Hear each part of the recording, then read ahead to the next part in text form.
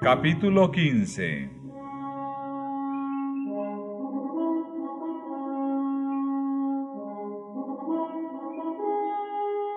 La verdad progresa en Inglaterra.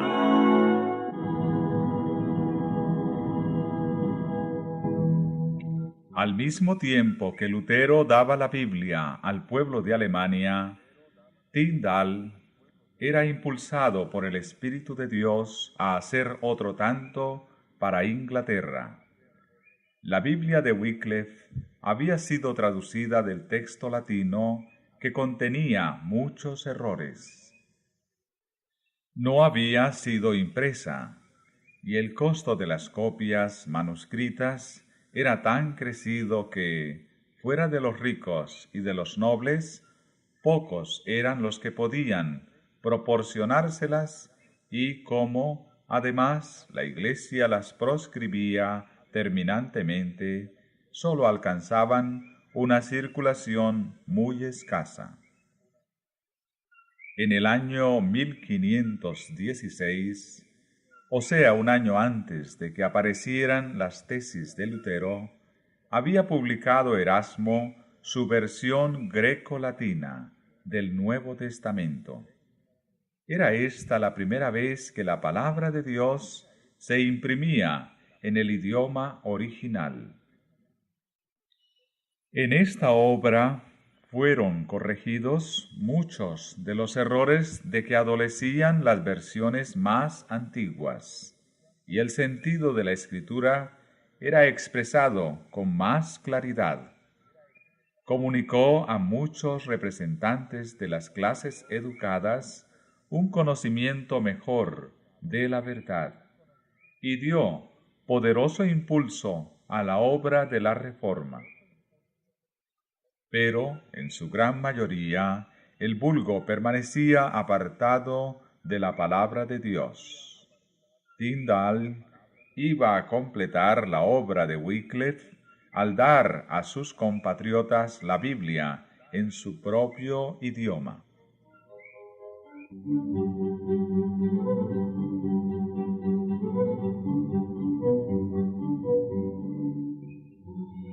Muy dedicado al estudio y sincero investigador de la verdad, había recibido el Evangelio por medio del testamento griego de Erasmo.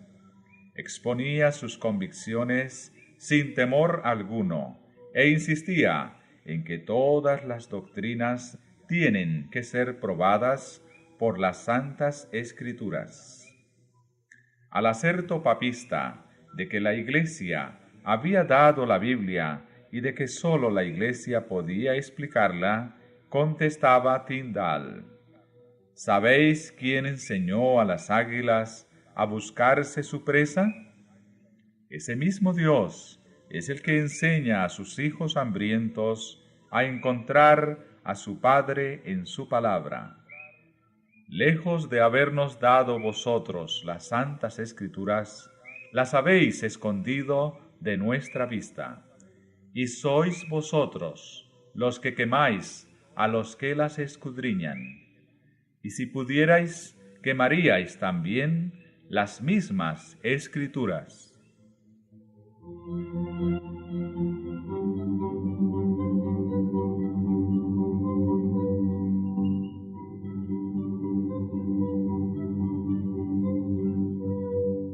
La predicación de Tyndale despertó mucho interés, y numerosas personas aceptaron la verdad.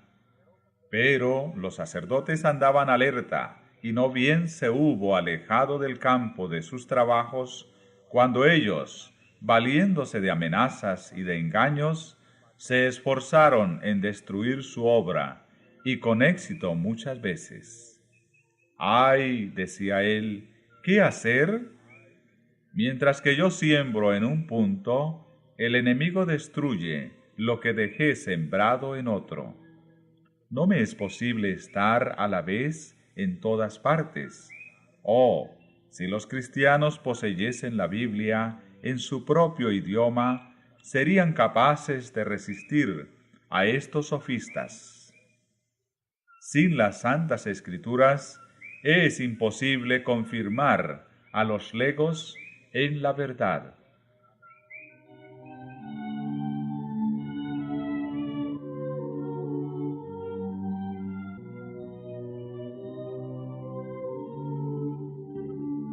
Un nuevo propósito surgió entonces en su mente.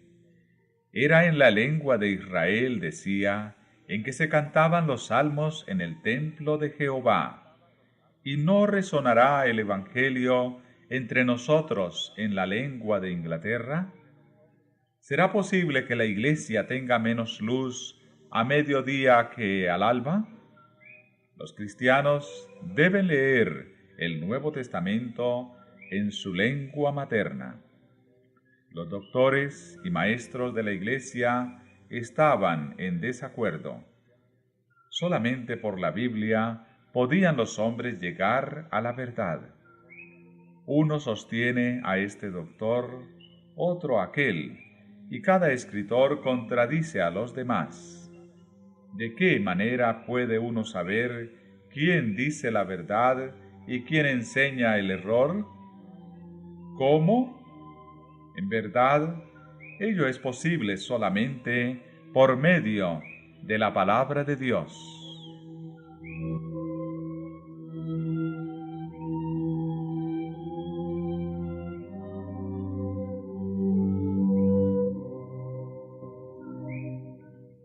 Fue poco después, cuando un sabio doctor papista, que sostenía con él una acalorada controversia, exclamó: «Mejor sería para nosotros estar sin la ley de Dios que sin la del Papa».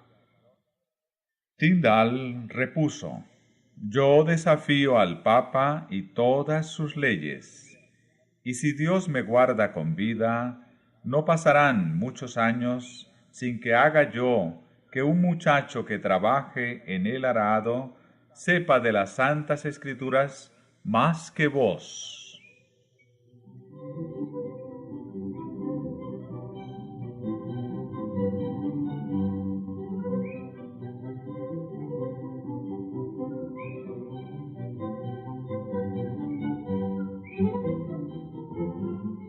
Así confirmado su propósito de dar a su pueblo el Nuevo Testamento en su propia lengua, Tyndale puso inmediatamente manos a la obra. Echado de su casa por la persecución, fuese a Londres y allí, por algún tiempo, prosiguió sus labores sin interrupción. Pero al fin, la saña de los papistas le obligó a huir.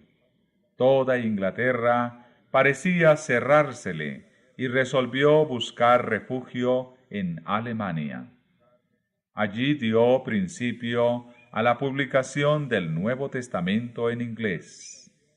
2 veces su trabajo fue suspendido, pero cuando le prohibían imprimirlo en una ciudad, se iba a otra. Finalmente se dirigió a Worms, donde unos cuantos años antes Lutero había defendido el Evangelio ante la Dieta. En aquella antigua ciudad había muchos amigos de la Reforma, y allí prosiguió Tyndale sus trabajos sin más trabas. Pronto salieron de la imprenta 3.000 ejemplares del Nuevo Testamento, y en el mismo año se hizo otra edición.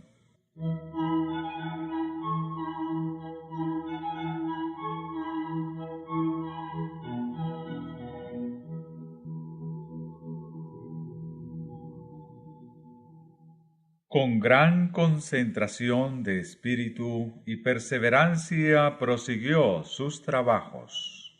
A pesar de la vigilancia con que las autoridades de Inglaterra guardaban los puertos, la palabra de Dios llegó de varios modos a Londres y de allí circuló por todo el país.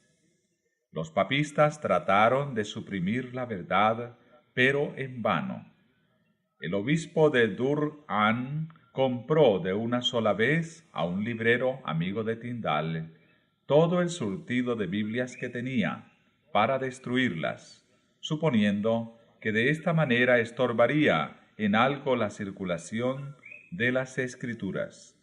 Pero, por el contrario, el dinero así conseguido fue suficiente para hacer una edición nueva y más elegante, que de otro modo no hubiera podido publicarse. Cuando Tyndale fue aprehendido posteriormente, le ofrecieron la libertad a condición de que revelase los nombres de los que le habían ayudado a sufragar los gastos de impresión de sus Biblias. Él contestó que el obispo de Durham le había ayudado más que nadie, porque al pagar una gran suma por las Biblias que había en existencia, le había ayudado eficazmente para seguir adelante con valor.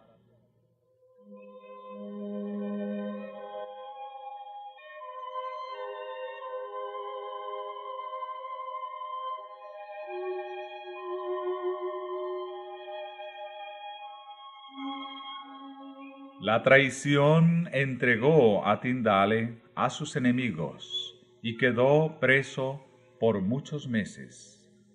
Finalmente, dio testimonio de su fe por el martirio, pero las armas que él había preparado sirvieron para ayudar a otros soldados a seguir batallando a través de los siglos hasta el día de hoy.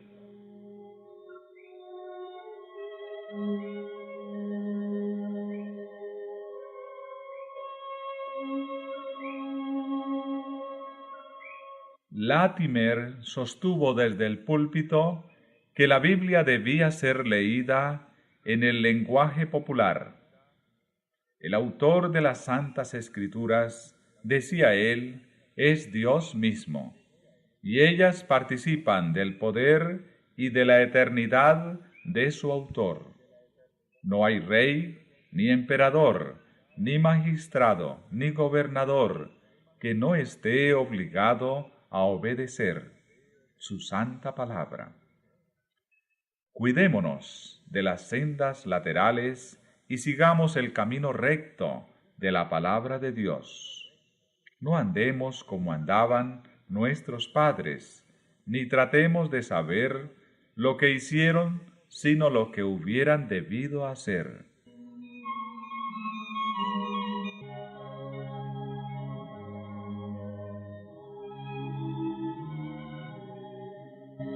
Barnes y Fritz, fieles amigos de Tyndale, se levantaron en defensa de la verdad.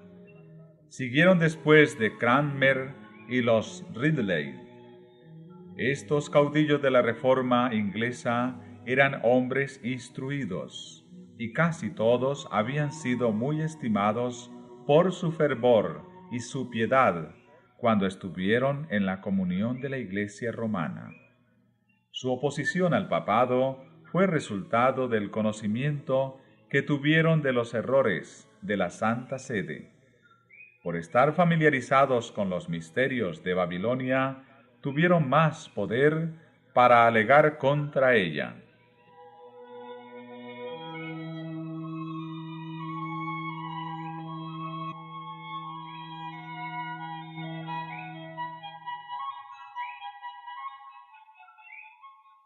Ahora voy a hacer una pregunta peregrina, decía Latimer.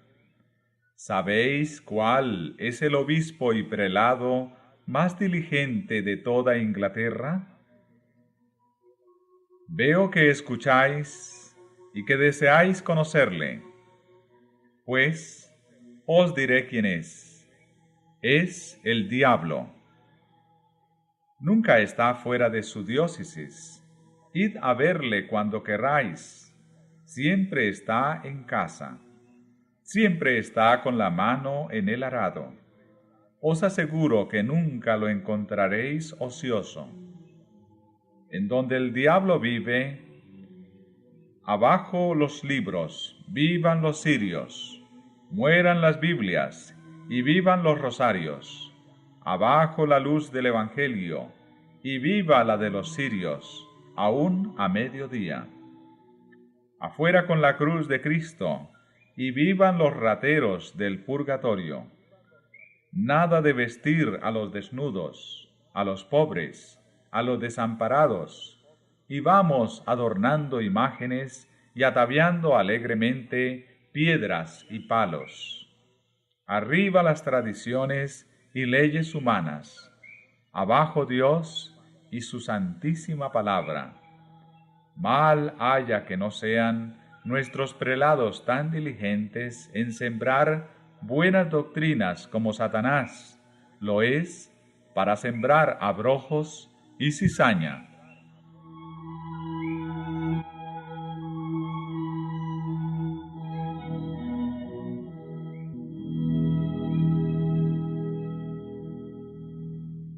El gran principio que sostenían estos reformadores, el mismo que sustentaron los valdenses, Wycliffe, Juan Hus, Lutero, Zwinglio y los que se unieron a ellos, era la infalible autoridad de las Santas Escrituras, como regla de fe y práctica. Negaban a los papas, a los concilios, a los padres y a los reyes todo derecho para dominar las conciencias en asuntos de religión. La Biblia era su autoridad y por las enseñanzas de ella juzgaban todas las doctrinas y exigencias. La fe en Dios y en su palabra era la que sostenía a estos santos varones cuando entregaban su vida en la hoguera. «Ten buen ánimo», decía Latimer a su compañero de martirio cuando las llamas estaban a punto de acallar sus voces, que en este día encenderemos una luz tal en Inglaterra que, confío en la gracia de Dios, jamás se apagará.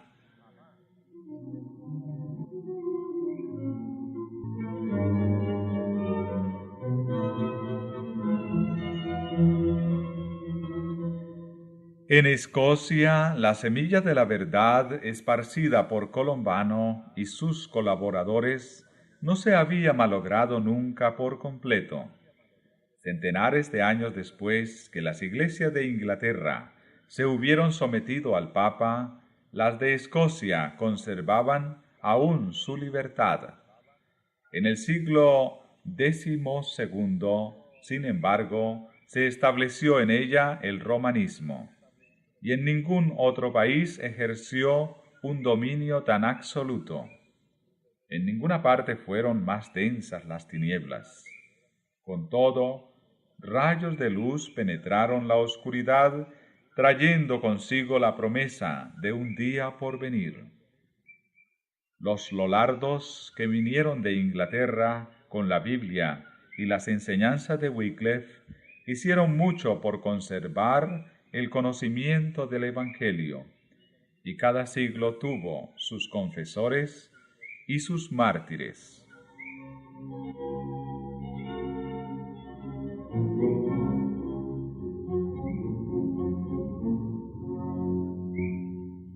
Con la iniciación de la Gran Reforma vinieron los escritos de Lutero y luego el Nuevo Testamento inglés de Tyndale. Sin llamar la atención del clero, aquellos silenciosos mensajeros cruzaban montañas y valles, reanimando la antorcha de la verdad que parecía estar a punto de extinguirse en Escocia y deshaciendo la obra que Roma realizara en los 4 siglos de opresión que ejerció en el país.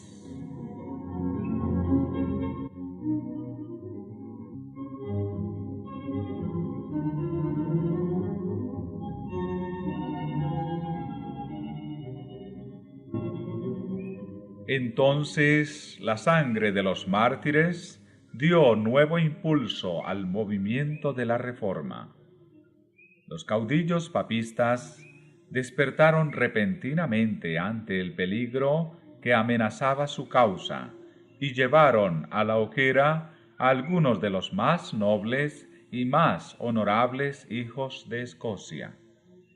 Pero con esto no hicieron más que cambiar la hoguera en púlpito, desde el cual las palabras dichas por esos mártires al morir resonaron por toda la tierra escocesa y crearon en el alma del pueblo el propósito bien decidido de libertarse de los grillos de Roma.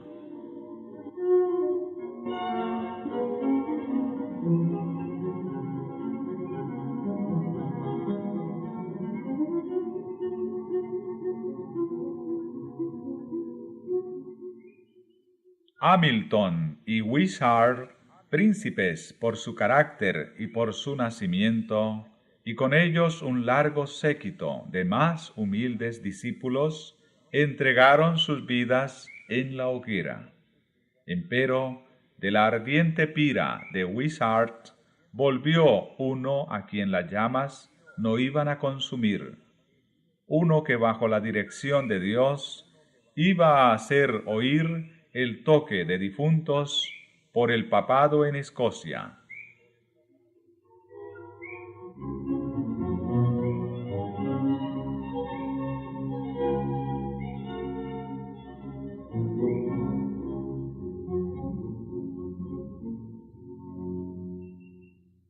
Juan Knox se había apartado de las tradiciones y de los misticismos de la Iglesia para nutrirse de las verdades de la palabra de Dios.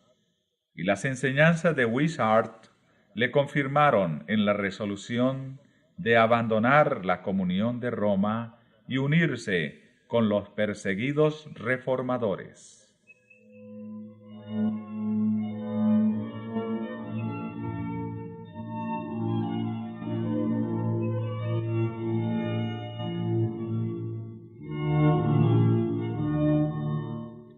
Solicitado por sus compañeros para que desempeñase el cargo de predicador, rehuyó temblando esta responsabilidad y sólo después de unos días de meditación y lucha consigo mismo consintió en llevarla. Pero una vez aceptado el puesto, siguió adelante con inquebrantable resolución y con valor a toda prueba por toda la vida. Este sincero reformador no tuvo jamás miedo de los hombres. El resplandor de las hogueras no hizo más que dar a su fervor mayor intensidad. Con el hacha del tirano pendiente sobre su cabeza y amenazándole de muerte, permanecía firme y asestando golpes a diestra y a siniestra para demoler la idolatría.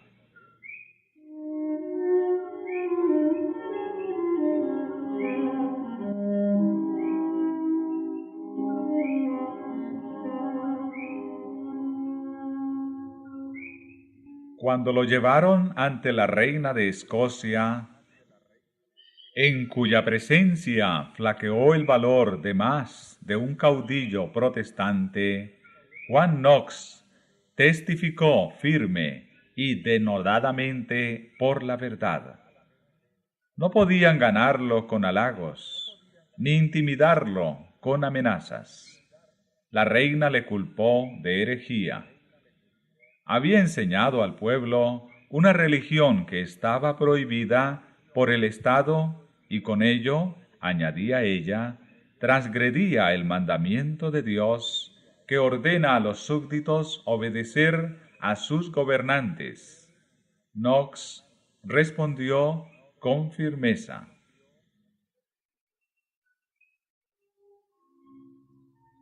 como la religión verdadera no recibió de los gobernantes su fuerza original ni su autoridad, sino sólo del eterno Dios, así tampoco deben los súbditos amoldar su religión al gusto de sus reyes, porque muy a menudo son los príncipes los más ignorantes de la religión verdadera.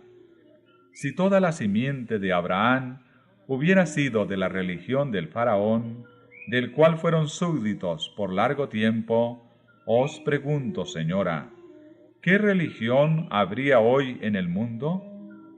Y si en los días de los apóstoles todos hubieran sido de la religión de los emperadores de Roma, decidme, señora, ¿qué religión habría hoy en el mundo? De esta suerte, señora, podéis comprender que los súbditos no están obligados a sujetarse a la religión de sus príncipes, si bien les está ordenado obedecerles.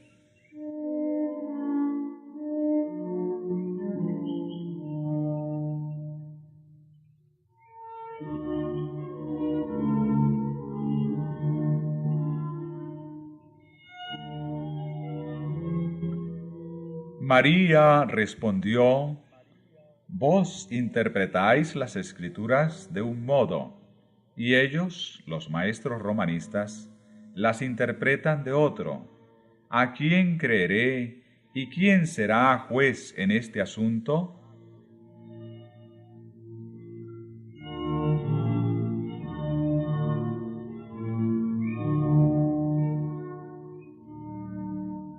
Debéis creer en Dios, que habla con sencillez en su palabra, contestó el reformador.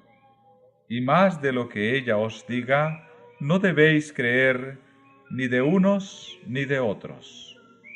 La palabra de Dios es clara, y si parece haber oscuridad en algún pasaje, el Espíritu Santo, que nunca se contradice a sí mismo, se explica con más claridad en otros pasajes, de modo que no queda lugar a duda sino para el ignorante.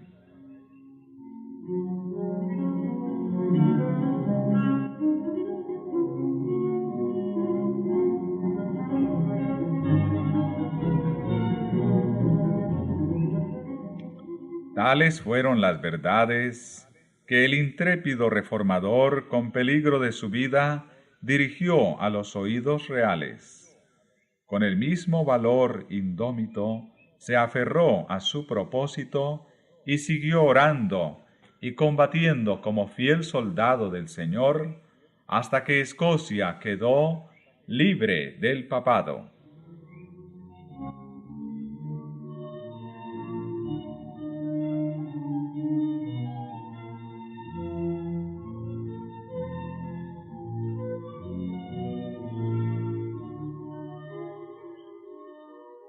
En Inglaterra, el establecimiento del protestantismo como religión nacional hizo menguar la persecución, pero no la hizo cesar por completo.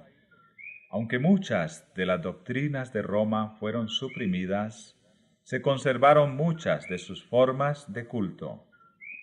La supremacía del Papa fue rechazada, pero en su lugar se puso al monarca como cabeza de la Iglesia.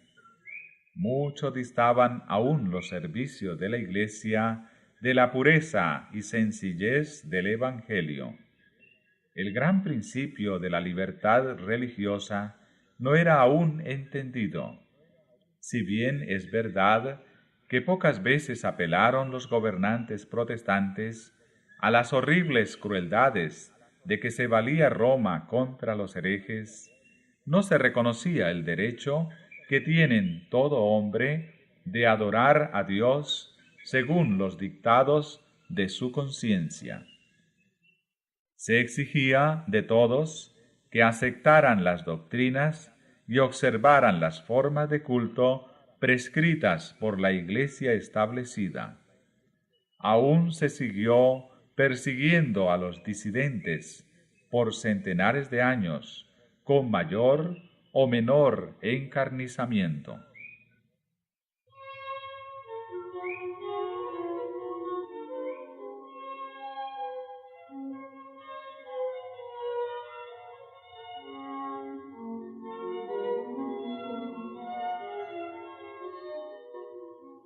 En el siglo XVII, Millares de pastores fueron depuestos de sus cargos. Se le prohibió al pueblo, so pena de fuertes multas, prisión y destierro, que asistiera a cualesquiera reuniones religiosas que no fueran las sancionadas por la Iglesia. Los que no pudieran dejar de reunirse para adorar a Dios, tuvieron que hacerlo en callejones oscuros, en sombrías buhardillas y en estaciones propicias, en los bosques a medianoche. En la protectora espesura de la floresta, como en templo hecho por Dios mismo, aquellos esparcidos y perseguidos hijos del Señor se reunían para derramar sus almas en plegarias y alabanzas. Pero a despecho de todas estas precauciones, muchos sufrieron por su fe. Las cárceles rebosaban, las familias eran divididas, muchos fueron desterrados a tierras extrañas. Sin embargo, Dios estaba con su pueblo, y la persecución no podía acallar su testimonio. Muchos cruzaron el océano y se establecieron en Norteamérica, donde echaron los cimientos de la libertad civil y religiosa, que fueron baluarte y gloria de los Estados Unidos.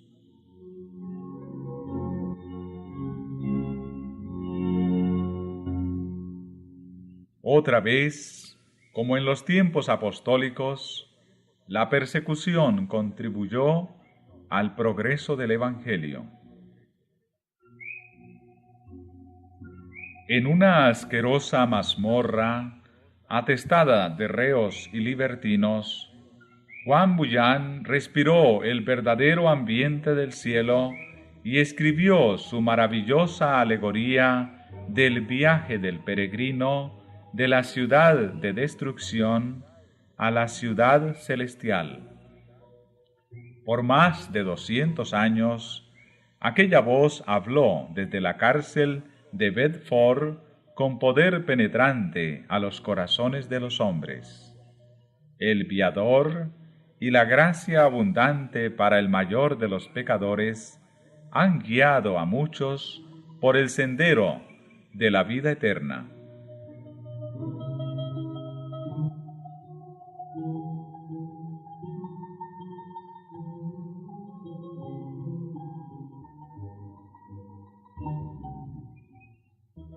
Baxter, Flavel, Alleyne y otros hombres de talento, de educación y de profunda experiencia cristiana se mantuvieron firmes defendiendo valientemente la fe que en otro tiempo fuera entregada a los santos.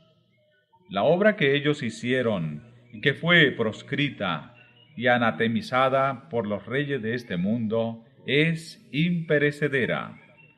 La fuente de la vida y el método de la gracia de Flavel enseñaron a millares el modo de confiar al Señor la custodia de sus almas.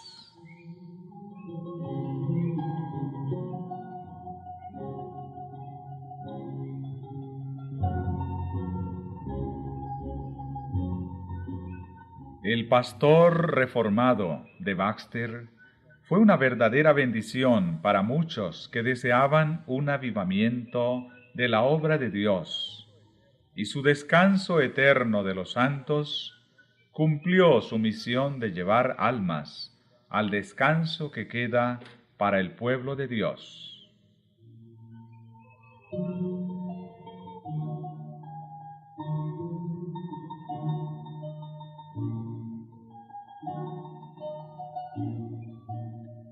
100 años más tarde, en tiempos de tinieblas espirituales, aparecieron Whitefield y los Wesley como portadores de la luz de Dios. Bajo el régimen de la Iglesia establecida, el pueblo de Inglaterra había llegado a un estado tal de decadencia que apenas podía distinguirse del paganismo. La religión natural era el estudio favorito del clero, y en él iba incluida casi toda su teología. La aristocracia hacía escarnio de la piedad y se jactaba de estar por sobre los que llamaba su fanatismo, en tanto que el pueblo bajo vivía en la ignorancia y el vicio, y la Iglesia no tenía valor ni fe para seguir sosteniendo la causa de la verdad ya decaída.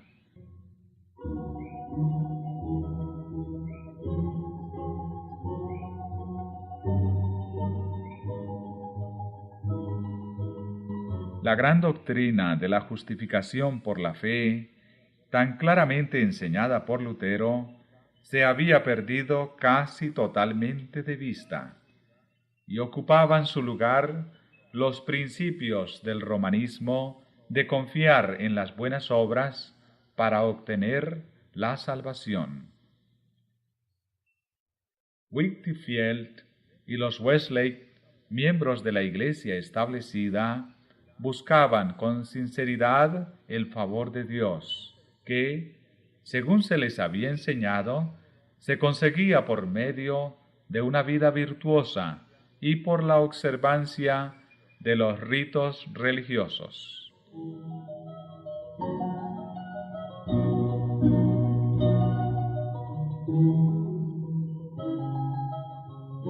En cierta ocasión en que Carlos Wesley cayó enfermo y pensaba que estaba próximo su fin, se le preguntó en qué fundaba su esperanza de la vida eterna.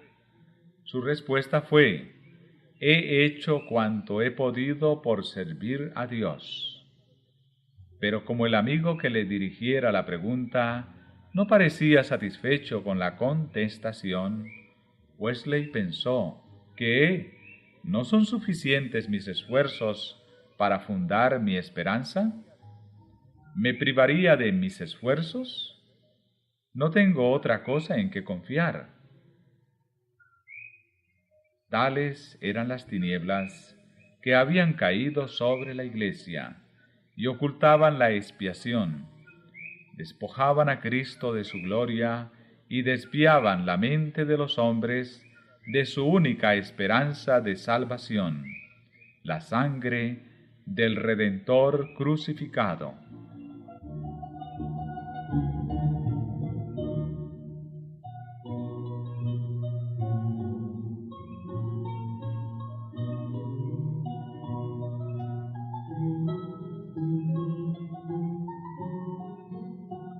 Wesley y sus compañeros fueron inducidos a reconocer que la religión verdadera tiene su asiento en el corazón y que la ley de Dios abarca los pensamientos lo mismo que las palabras y las obras.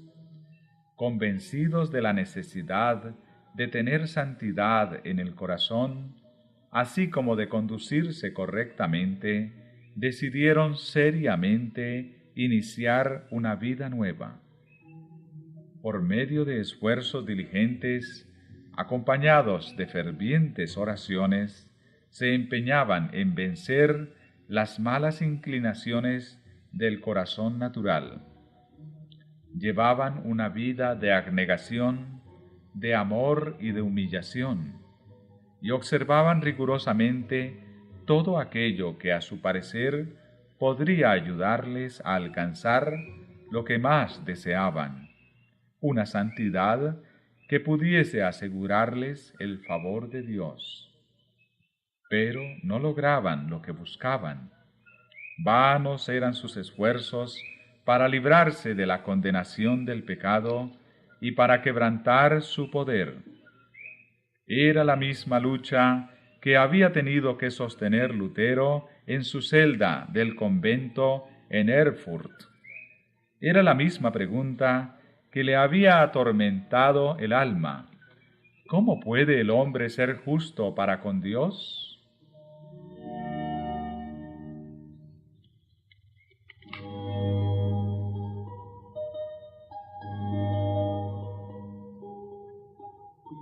El fuego de la verdad divina que se había extinguido casi por completo en los altares del protestantismo, iba a prender de nuevo al contacto de la antorcha antigua que al través de los siglos había quedado firme en manos de los cristianos de Bohemia. Después de la Reforma, el protestantismo había sido pisoteado en Bohemia por las hordas de Roma. Los que no quisieron renunciar a la verdad tuvieron que huir. Algunos de ellos, que se refugiaron en Sajonia, guardaron allí la antigua fe, y de los descendientes de estos cristianos provino la luz que iluminó a Wesley y a sus compañeros.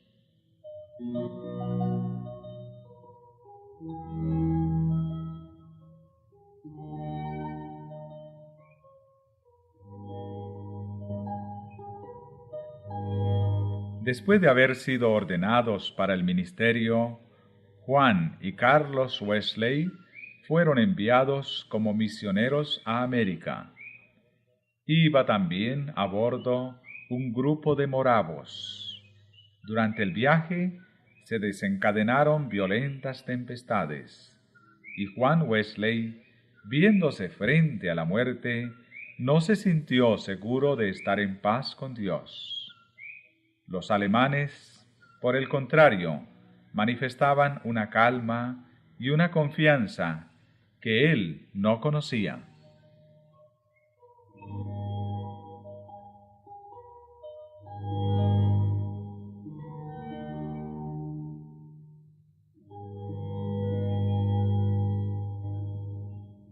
Ya mucho antes, dice él, había notado yo el carácter serio de aquella gente. De su humildad habían dado pruebas manifiestas, al prestarse a desempeñar en favor de los otros pasajeros las tareas serviles que ninguno de los ingleses quería hacer, y al no querer recibir paga por estos servicios, declarando que era un beneficio para sus altivos corazones y que su amante Salvador había hecho más por ellos. Y día tras día manifestaban una mansedumbre que ninguna injuria podía alterar. Si eran empujados, golpeados o derribados, se ponían en pie y se marchaban a otro lugar, pero sin quejarse. Ahora se presentaba la oportunidad de probar si habían quedado tan libres del espíritu de temor como del orgullo, ira y venganza.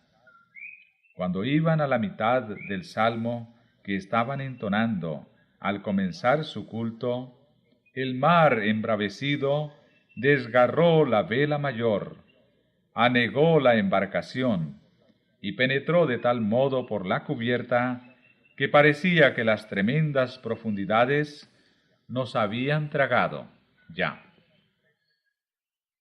Los ingleses se pusieron a gritar desaforadamente. Los alemanes siguieron cantando con serenidad. Más tarde pregunté a uno de ellos, ¿no tuvisteis miedo? Y me dijo, no, gracias a Dios. Volví a preguntarle, ¿no tenían temor las mujeres y los niños? Y me contestó con calma, no, nuestras mujeres y nuestros niños no tienen miedo de morir.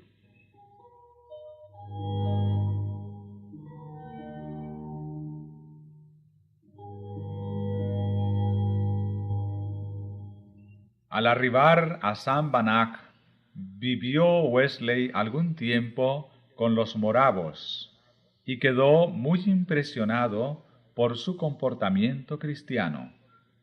Refiriéndose a uno de sus servicios religiosos que contrastaba notablemente con el formalismo sin vida de la Iglesia anglicana, dijo: «La gran sencillez y solemnidad del acto entero casi me hicieron olvidar los 17 siglos transcurridos, y me parecía estar en una de las asambleas donde no había fórmulas ni jerarquía, sino donde presidía Pablo, el tejedor de tiendas, o Pedro, el pescador, y donde se manifestaba el poder del Espíritu.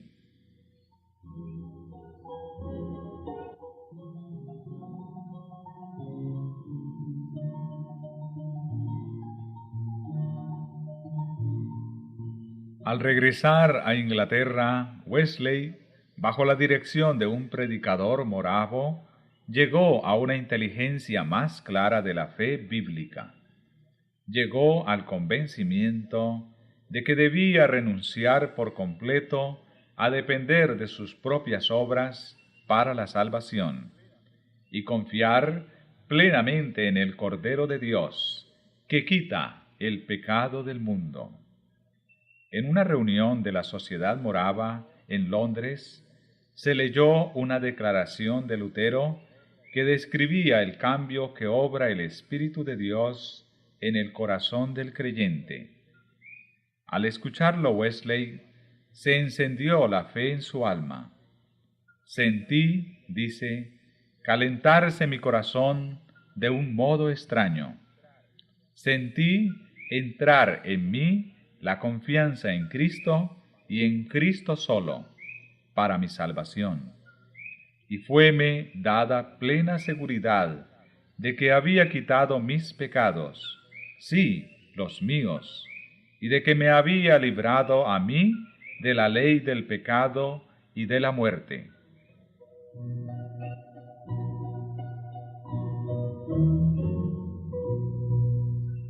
Durante largos años de arduo y enojoso trabajo, de rigurosa abnegación, de censuras y de humillación, Wesley se había sostenido firme en su propósito de buscar a Dios.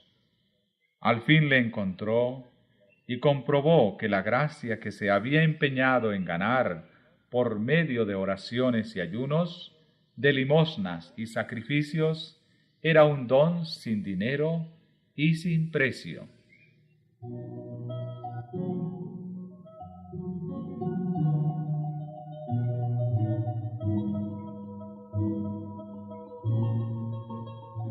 Una vez afirmado en la fe de Cristo, ardió su alma en deseos de esparcir por todas partes el conocimiento del glorioso Evangelio de la libre gracia de Dios. Considero el mundo entero como mi parroquia, decía él, y donde quiera que esté, encuentro oportuno, justo y de mi deber declarar a todos los que quieran oírlas las alegres nuevas de la salvación.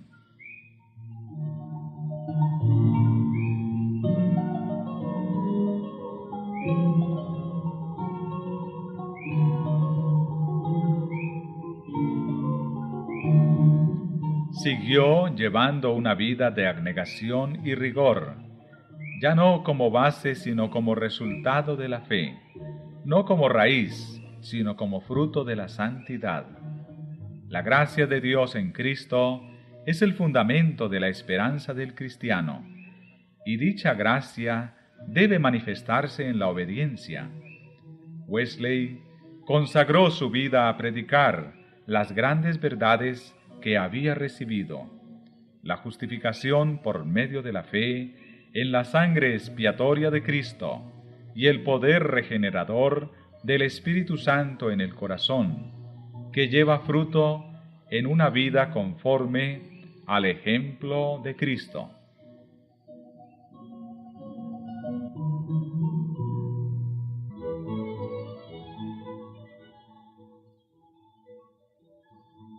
Whitefield y los Wesley habían sido preparados para su obra por medio de un profundo sentimiento de su propia perdición, y para poder sobrellevar duras pruebas como buenos soldados de Jesucristo, se habían visto sometidos a una larga serie de escarnios, burlas y persecución, tanto en la universidad como al entrar en el ministerio.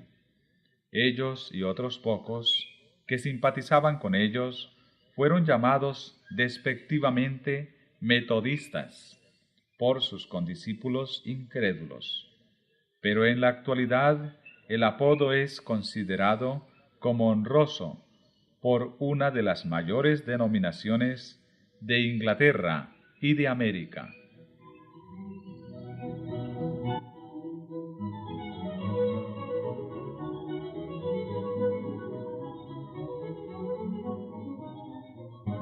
Como miembros de la Iglesia de Inglaterra, estaban muy apegados a sus formas de culto, pero el Señor les había señalado en su palabra un modelo más perfecto.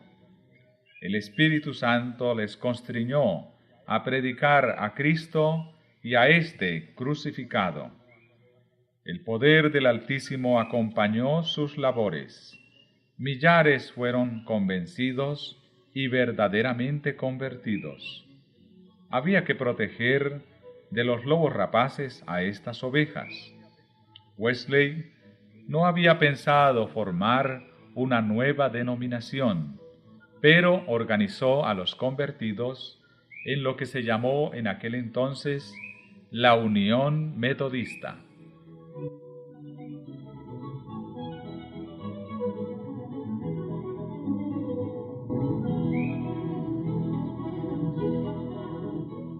Misteriosa y ruda fue la oposición que estos predicadores encontraron por parte de la iglesia establecida.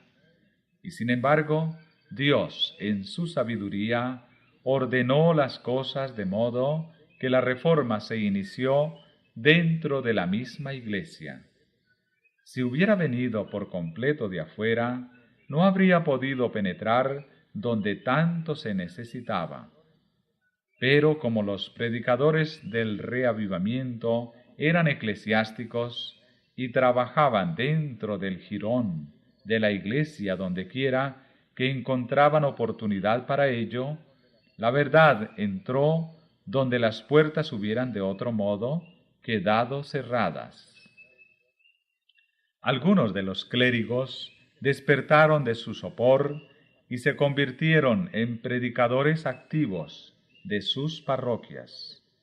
Iglesias que habían sido petrificadas por el formalismo fueron de pronto devueltas a la vida.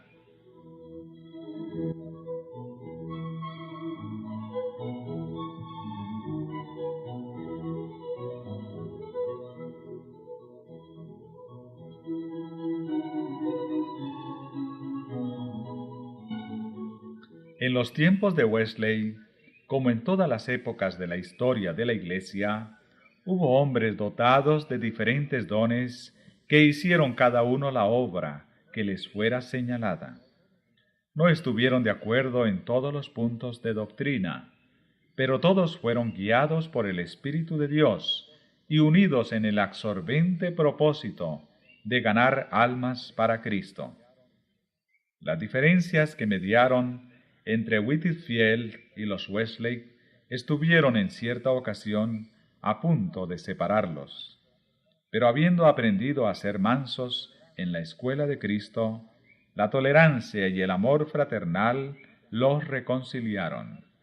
No tenían tiempo para disputarse cuando en derredor suyo abundaban el mal y la iniquidad, y los pecadores iban hacia la ruina.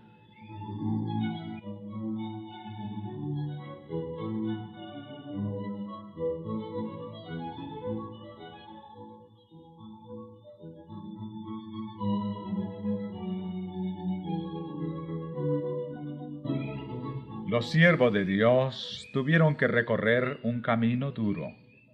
Hombres de saber y de talento empleaban su influencia contra ellos.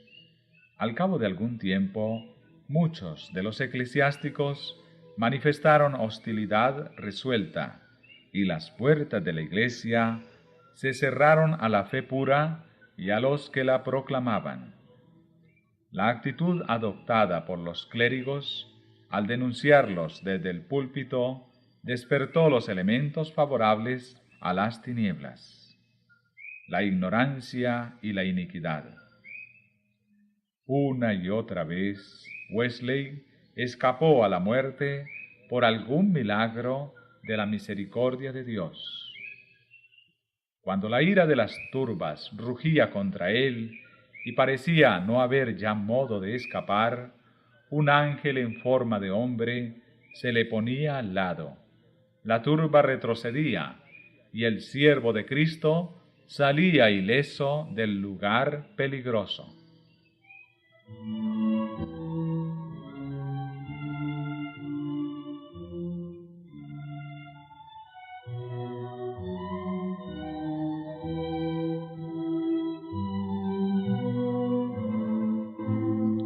Hablando él de cómo se salvó de uno de estos lances, dijo: Muchos trataron de derribarme mientras descendíamos de una montaña por una senda resbalosa que conducía a la ciudad, porque suponían, y con razón, que una vez caído allí, me hubiera sido muy difícil levantarme. Pero no tropecé ni una vez, ni resbalé en la pendiente hasta lograr ponerme fuera de sus manos. Muchos quisieron sujetarme por el cuello o tirarme de los faldones para hacerme caer, pero no lo pudieron. Si bien hubo uno que alcanzó a asirse de uno de los faldones de mi chaleco, el cual se le quedó en la mano, mientras que el otro faldón, en cuyo bolsillo guardaba yo un billete de banco, no fue desgarrado más que a medias. Un sujeto fornido, que venía detrás de mí, me dirigió repetidos golpes con un garrote de encina. Si hubiera logrado pegarme una sola vez en la nuca, se habría ahorrado otros esfuerzos. Pero siempre se le desviaba el golpe, y no puedo explicar el porqué, pues me era imposible moverme hacia la derecha ni hacia la izquierda. Otro vino corriendo entre el tumulto y levantó el brazo para descargar un golpe sobre mí. Se detuvo de pronto y solo me acarició la cabeza diciendo: «¿Qué cabello tan suave tiene?». Los primeros que se convirtieron fueron los héroes del pueblo, los que en todas las ocasiones capitaneaban a la canalla, uno de los cuales había ganado un premio peleando en el patio de los osos.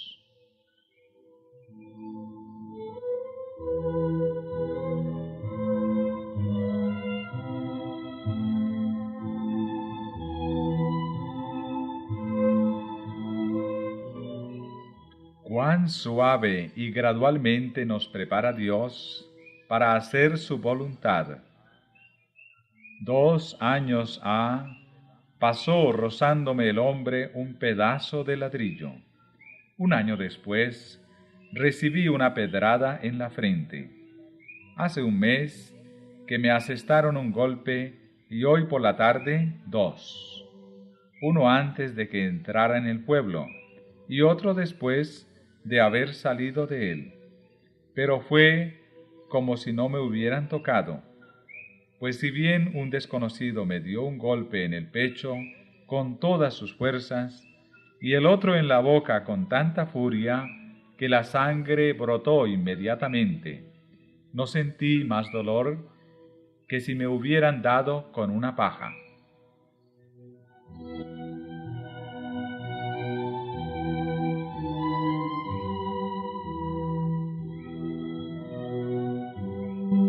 Los metodistas de aquellos días, tanto el pueblo como los predicadores, eran blanco de escarnios y persecuciones, tanto por parte de los miembros de la iglesia establecida, como de gente irreligiosa excitada por las calumnias inventadas por esos miembros.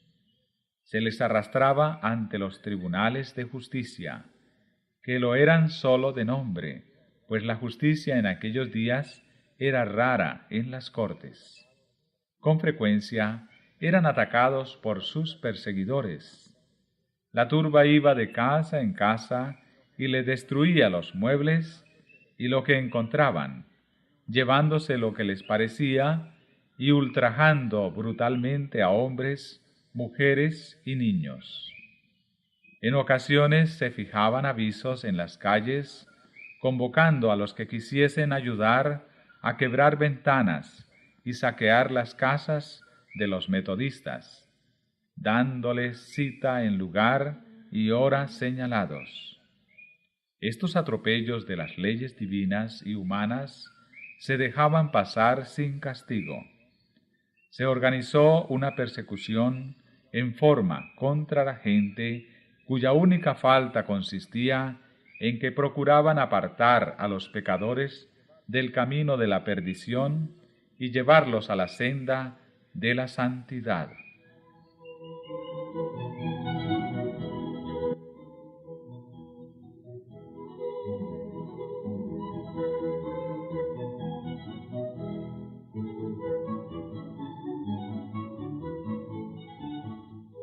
Refiriéndose Juan Wesley a las acusaciones dirigidas contra él y sus compañeros, dijo: algunos sostienen que las doctrinas de estos hombres son falsas, erróneas e hijas del entusiasmo, que son cosa nueva y desconocida hasta últimamente, que son cuaquerismos, fanatismo o romanismo. Todas estas pretensiones han sido cortadas de raíz y ha quedado bien probado que cada una de dichas doctrinas es sencillamente doctrina de las Escrituras, interpretada por nuestra propia Iglesia. De consiguiente, no pueden ser falsas ni erróneas, si es que la Escritura es verdadera. Otros sostienen que las doctrinas son demasiado estrictas, que hacen muy estrecho el camino del cielo, y esta es en verdad la objeción fundamental, pues durante un tiempo fue casi la única, y en realidad se basan implícitamente en ella otras más que se presentan en varias formas. Sin embargo, hacen el camino del cielo más estrecho de lo que fue hecho por el Señor y sus apóstoles. ¿Son sus doctrinas más estrictas que las de la Biblia? Considerad solo unos cuantos textos. Amarás pues al Señor tu Dios de todo tu corazón, y de toda tu alma, y de toda tu mente, y de todas tus fuerzas. Amarás a tu prójimo como a ti mismo. Mas yo os digo que toda palabra ociosa que hablaren los hombres, de ella darán cuenta en el día del juicio. Si pues coméis o bebéis o hacéis otra cosa, hacedlo todo a gloria de Dios.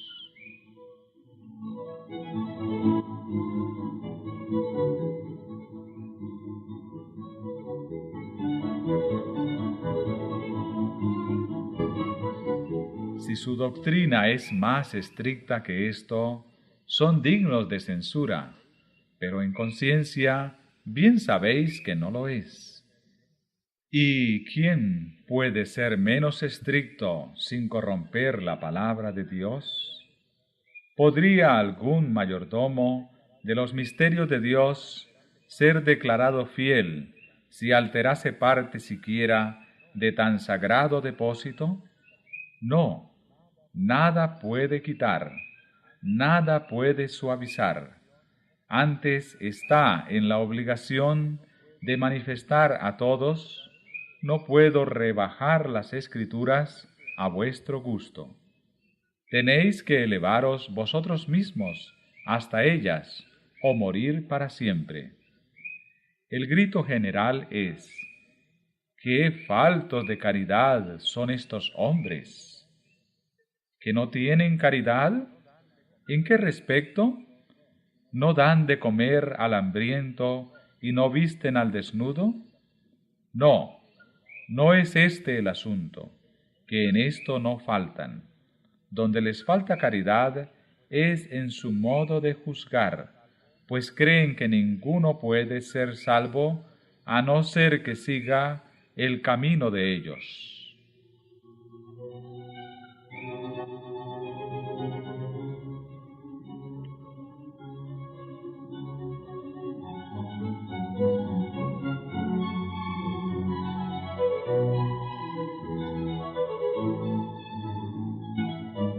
El decaimiento espiritual que se había dejado sentir en Inglaterra poco antes del tiempo de Wesley era debido en gran parte a las enseñanzas contrarias a la ley de Dios o antinomianismo. Muchos afirmaban que Cristo había abolido la ley moral y que los cristianos no tenían obligación de observarla, que el creyente está libre de la esclavitud de las buenas obras. Otros, si bien admitían la perpetuidad de la ley, declaraban que no había necesidad de que los ministros exhortaran al pueblo a que obedecieran los preceptos de ella, puesto que los que habían sido elegidos por Dios para ser salvos eran llevados por el impulso irresistible de la gracia divina a practicar la piedad y la virtud, mientras los sentenciados a eterna perdición no tenían poder para obedecer a la ley divina.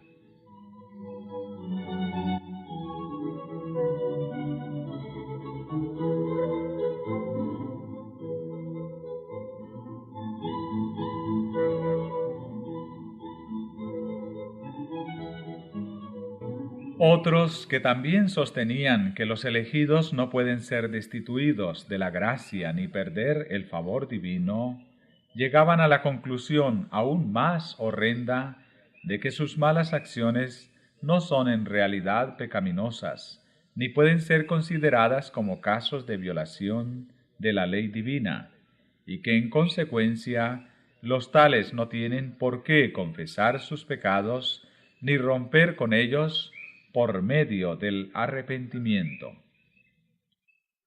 Por lo tanto, declaraban que aún uno de los pecados más viles, considerado universalmente como enorme violación de la ley divina, no es pecado a los ojos de Dios, siempre que lo hubiera cometido uno de los elegidos, porque es característica esencial y distintiva de éstos que no pueden hacer nada que desagrade a Dios ni que sea contrario a la ley.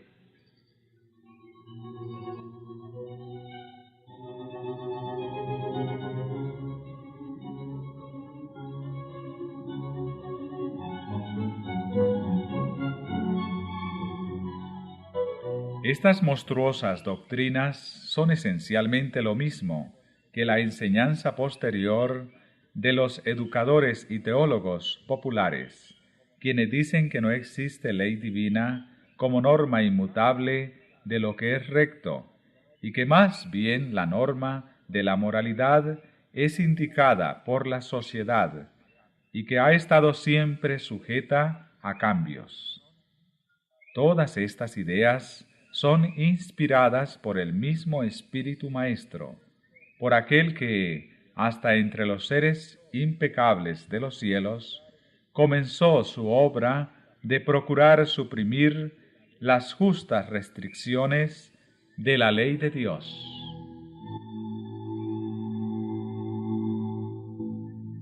La doctrina de los decretos divinos, que fija de una manera inalterable el carácter de los hombres, había inducido a muchos a rechazar virtualmente la ley de Dios.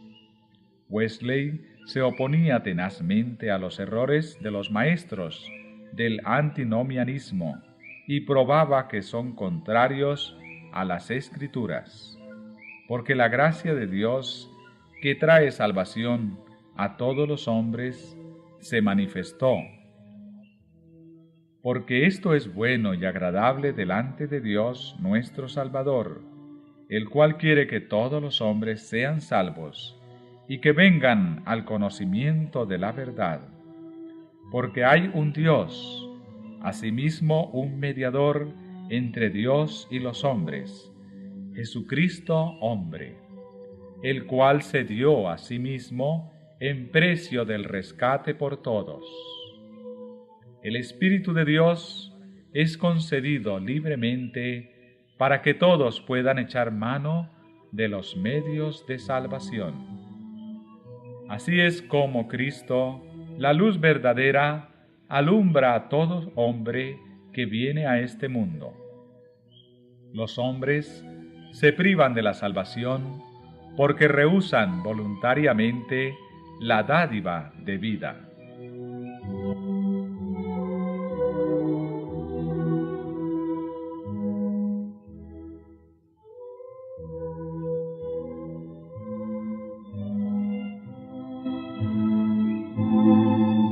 En contestación al aserto de que a la muerte de Cristo quedaron abolidos los preceptos del Decálogo juntamente con los de la ley ceremonial, decía Wesley: la ley moral contenida en los 10 mandamientos y sancionada por los profetas, Cristo no la abolió. Al venir al mundo, no se propuso suprimir parte alguna de ella.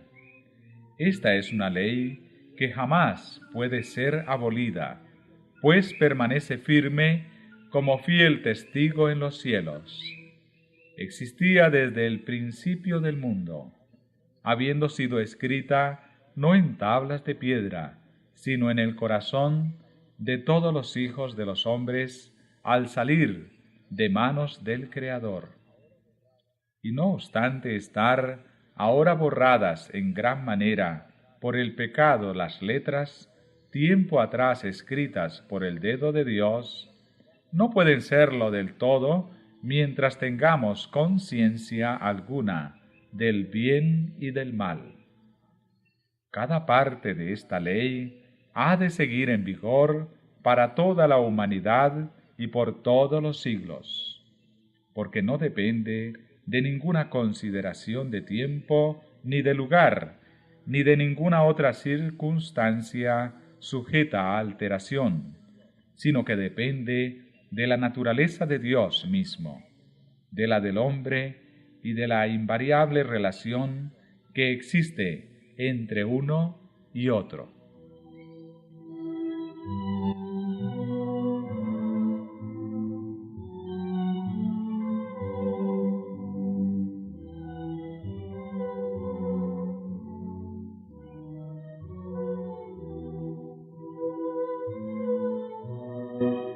No he venido para abrogar, sino a cumplir.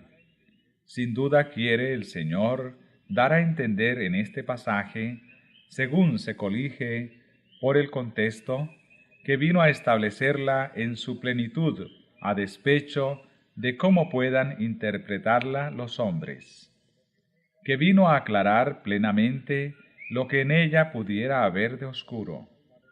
Vino para poner de manifiesto la verdad y la importancia de cada una de sus partes, para demostrar su longitud y su anchura, y la medida exacta de cada mandamiento que la ley contiene, y al mismo tiempo la altura y la profundidad, la inapreciable pureza y la espiritualidad de ella en todas sus secciones.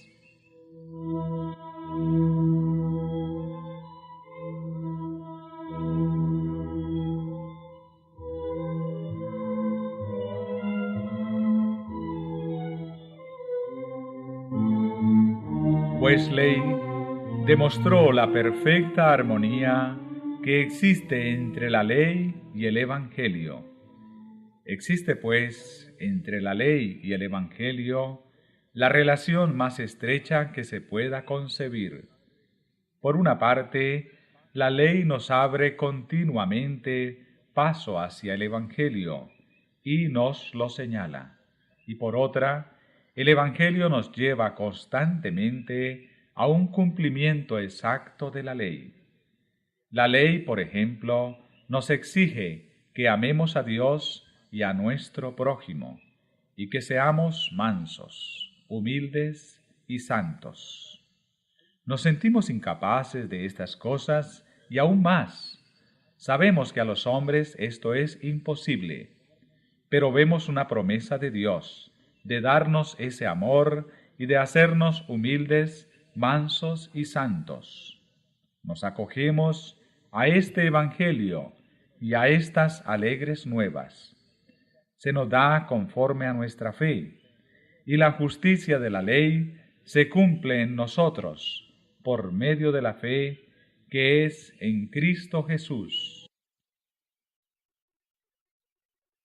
Entre los más acérrimos enemigos del Evangelio de Cristo, dijo Wesley, se encuentran aquellos que juzgan la ley misma abierta y explícitamente y hablan mal de ella, que enseñan a los hombres a quebrantar, a disolver o anular la obligación que impone, no sólo uno de los mandamientos de la ley, ya sea el menor o el mayor, sino todos ellos de una vez. La más sorprendente de todas las circunstancias que acompañan a este terrible engaño consiste en que los que se entregan a él creen que realmente honran a Cristo cuando anulan su ley y que ensalzan su carácter mientras destruyen su doctrina. Sí, le honran como le honró Judas cuando le dijo, «Salve, maestro», y le besó. Y él podría decir también a cada uno de ellos, ¿con beso entregas al Hijo del Hombre? No es otra cosa que entregarle con un beso, hablar de su sangre y despojarle al mismo tiempo de su corona, despreciar una parte de sus preceptos con el pretexto de hacer progresar su evangelio. Y en verdad, nadie puede eludir el cargo si predica la fe de una manera que directa o indirectamente haga caso omiso de algún aspecto de la obediencia.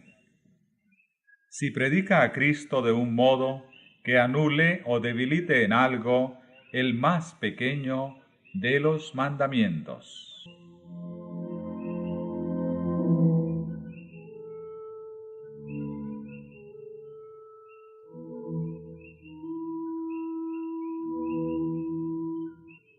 Y a los que insistían en que la predicación del Evangelio satisface todas las exigencias de la ley, Wesley replicaba, «Lo negamos rotundamente. No satisface ni siquiera el primer fin de la ley, que es convencer a los hombres de su pecado, despertar a los que duermen aún al borde del infierno». El apóstol Pablo dice que por medio de la ley es el conocimiento del pecado, y mientras no esté el hombre completamente convencido de sus pecados, no puede sentir verdaderamente la necesidad de la sangre expiatoria de Cristo. Como lo dijo nuestro Señor, los sanos no tienen necesidad de médico, sino los enfermos. Es, por lo tanto, absurdo ofrecerle médico al que está sano, o que cuando menos cree estarlo. Primeramente tenéis que convencerle de que está enfermo. De otro modo, no os agradecerá la molestia que por él os dais. Es igualmente absurdo ofrecer a Cristo a aquellos cuyo corazón no ha sido quebrantado todavía.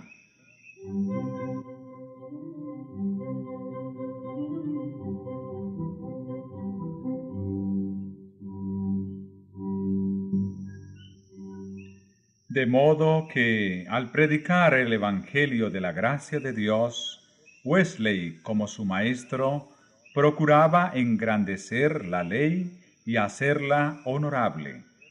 Hizo fielmente la obra que Dios le encomendara, y gloriosos fueron los resultados que le fue dado contemplar.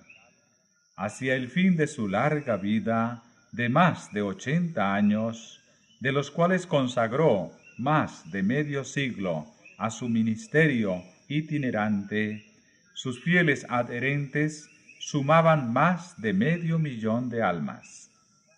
Pero las multitudes que por medio de sus trabajos fueron rescatadas de la ruina y de la degradación del pecado y elevadas a un nivel más alto de pureza y santidad, y el número de los que por medio de sus enseñanzas han alcanzado una experiencia más profunda y más rica, nunca se conocerán hasta que toda la familia de los redimidos sea reunida en el reino de Dios. La vida de Wesley encierra una lección de incalculable valor para cada cristiano. Ojalá que la fe y la humildad, el celo incansable, la abnegación y el desprendimiento de este siervo de Cristo se reflejasen en las iglesias de hoy.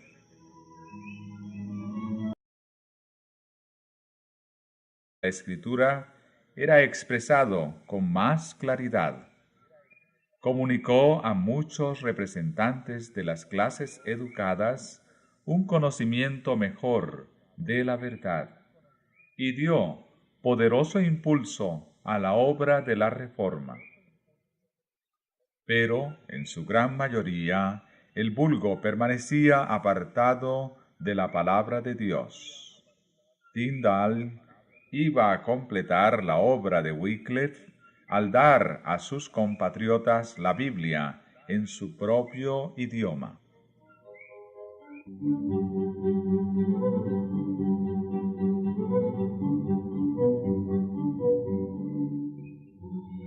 Muy dedicado al estudio y sincero investigador de la verdad, había recibido el Evangelio por medio del testamento griego de Erasmo.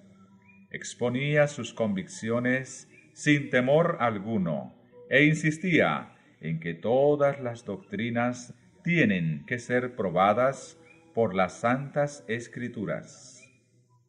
Al acerto papista de que la Iglesia había dado la Biblia y de que sólo la Iglesia podía explicarla, contestaba Tyndale: ¿sabéis quién enseñó a las águilas a buscarse su presa? Ese mismo Dios es el que enseña a sus hijos hambrientos a encontrar a su Padre en su palabra. Lejos de habernos dado vosotros las santas escrituras, las habéis escondido de nuestra vista, y sois vosotros los que quemáis a los que las escudriñan. Y si pudiera firmado su propósito de dar a su pueblo el Nuevo Testamento en su propia lengua, Tyndale puso inmediatamente manos a la obra. Echado de su casa por la persecución, fuese a Londres y allí, por algún tiempo, prosiguió sus labores sin interrupción. Pero al fin, la saña de los papistas le obligó a huir. Toda Inglaterra parecía cerrársele y resolvió buscar refugio en Alemania. Allí dio principio a la publicación del Nuevo Testamento en inglés. 2 veces su trabajo fue suspendido, pero cuando le prohibían imprimirlo en una ciudad, se iba a otra. Finalmente se dirigió a Worms, donde unos cuantos años antes Lutero había defendido el Evangelio ante la Dieta. En aquella antigua ciudad había muchos amigos de la Reforma, y allí prosiguió Tyndale sus trabajos sin más trabas. Pronto salieron de la imprenta 3.000 ejemplares del Nuevo Testamento, y en el mismo año se hizo otra edición.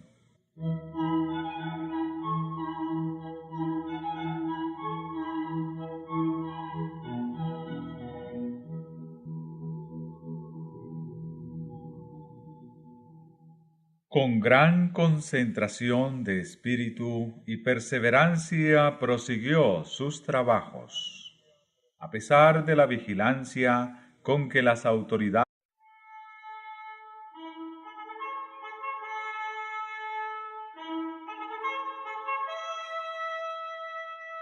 Capítulo 15.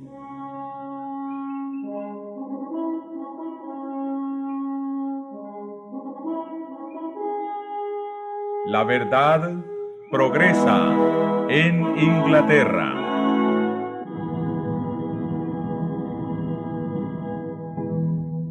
Al mismo tiempo que Lutero daba la Biblia al pueblo de Alemania, Tyndall era impulsado por el Espíritu de Dios a hacer otro tanto para Inglaterra.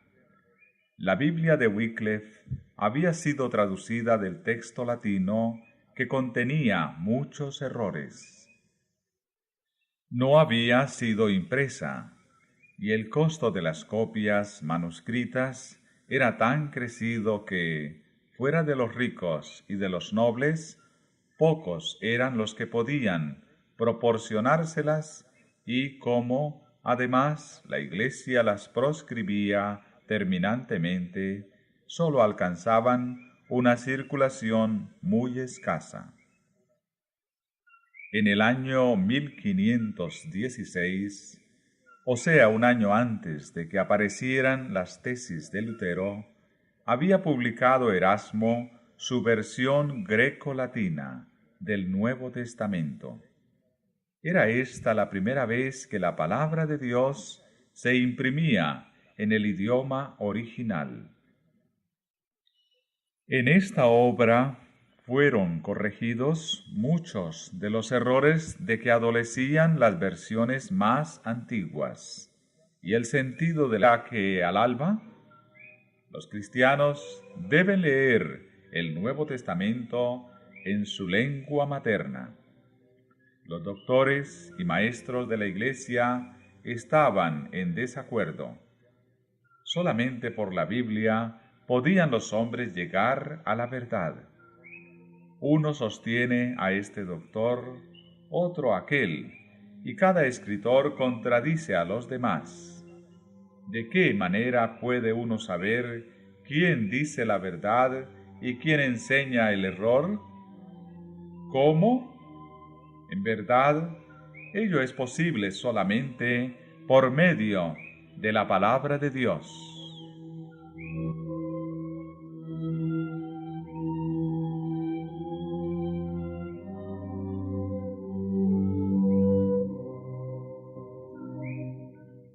Fue poco después, cuando un sabio doctor papista, que sostenía con él una acalorada controversia, exclamó: «Mejor sería para nosotros estar sin la ley de Dios que sin la del Papa». Tyndall repuso: «Yo desafío al Papa y todas sus leyes, y si Dios me guarda con vida, no pasarán muchos años sin que haga yo que un muchacho que trabaje en el arado sepa de las santas escrituras más que vos».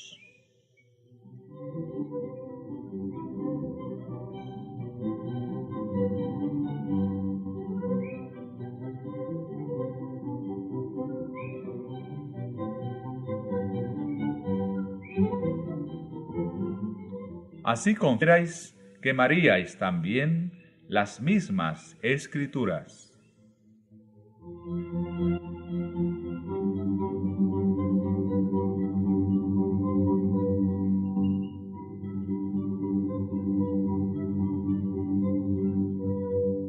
La predicación de Tyndall despertó mucho interés y numerosas personas aceptaron la verdad. Pero los sacerdotes andaban alerta, y no bien se hubo alejado del campo de sus trabajos, cuando ellos, valiéndose de amenazas y de engaños, se esforzaron en destruir su obra, y con éxito muchas veces. «Ay», decía él, «¿qué hacer? Mientras que yo siembro en un punto, el enemigo destruye lo que dejé sembrado en otro. No me es posible estar a la vez en todas partes.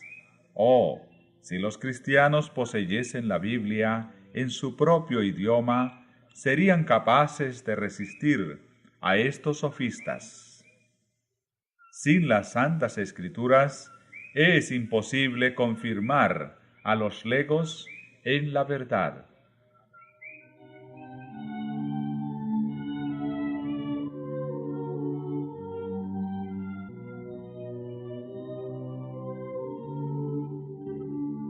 Un nuevo propósito surgió entonces en su mente. Era en la lengua de Israel, decía, en que se cantaban los salmos en el templo de Jehová. ¿Y no resonará el Evangelio entre nosotros en la lengua de Inglaterra? ¿Será posible que la Iglesia tenga menos luz a mediodía